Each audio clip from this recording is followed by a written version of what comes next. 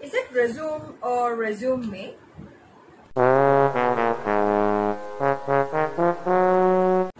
Hello everyone, welcome back to my channel G-Bob, and this is Grace, and today's video is all about writing a professional resume. It's for both freshers and experienced people, and this is for all kinds of jobs. I'm no HR but a soft skill trainer. I think this video will be really useful for you guys. Before we get into the video, please do subscribe to my channel and please click the bell icon for more videos like this.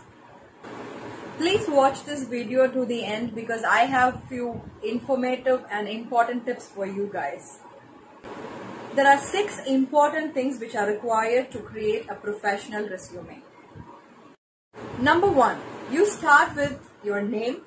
Below that you can mention your professional title, something like soft skill trainer or a lab technician or a content writer, something like that.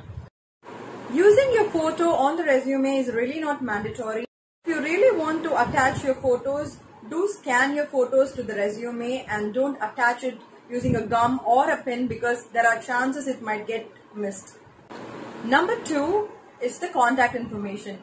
On top right corner of your resume, you can mention your contact information such as your email ID, your contact numbers, and also your social media ID if you think it is professional, like LinkedIn or Tinder IDs. And when you mention your email IDs, do not have email IDs like prettygirl@gmail.com or spikyboy, something like that. Use your name as your email ID because that looks really professional. Third comes the objective, and we have this usual tendency of copy pasting objectives from our friends' resumes or other resumes, but please do not do that, and don't start with I am this kind of person, I would like to, I wanted to. Don't start with I's. Just use to seek and the position you're trying to apply for and also the organization's name. Please do mention the position and the organization name in the objective. And having an objective area is really not necessary. People who are freshers can add objectives. People who already have experience, it's really not necessary for you guys. Fourth comes the experience. In the experience section, you can mention the job title and the organization name and the responsibilities and deliverables you had during your work using bullet points. For freshers, you can use experiences like your internship and your paperwork and your projects you had. You can mention all these as your experience on your resume. Fifth comes the education part. In the education section, always start with the latest degree and the courses and the diplomas you completed. And also you can mention your 10th and 12th standard if you are a fresher. Otherwise, if you are an experienced guy, more than 6 and 7 years of experience, you don't have to mention your 10th or your 12th standard. Number 6 are the skills. Below skills section, you can mention your technology skills, your communication skills and your marketing skills and other skills which you have.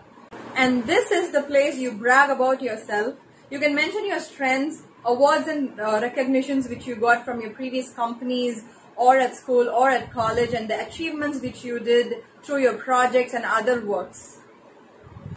Yes, we are at the final part of your resume. You can just mention the acknowledgement, your signature, and the city from where you're applying for the job and the date. Yes, it's tips time, and if you remember in the beginning of the video, I did ask a question if it is a resume or a resume, because we have a tendency of saying resume to the HRs, right?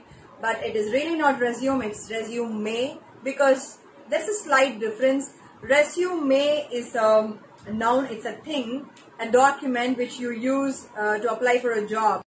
But resume is a verb which you are continue doing something. Okay, what is the difference between CV and a resume? CV is usually used by people who have a lot of experience, like 7+ years, 10+ years and 20+ years of experience. And resume is something for people who have less experience and also for freshers. And in most of the countries, people do use resume and not CV. To create a resume, use Google Docs because it is free, and also have 2 pages at least even if you are a fresher. And always proofread before you give the resume to the HR. And be really honest about what you have written on your resume. Did anyone notice about that I never spoke about personal details on the resume?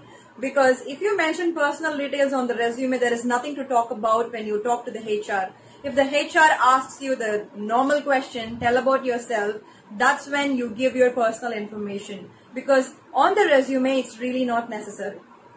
I really hope I made your time worth a while and given you new information maybe. Thank you so much for watching GBurb, and please continue to support my channel and please comment your reviews and suggestions. Until next time.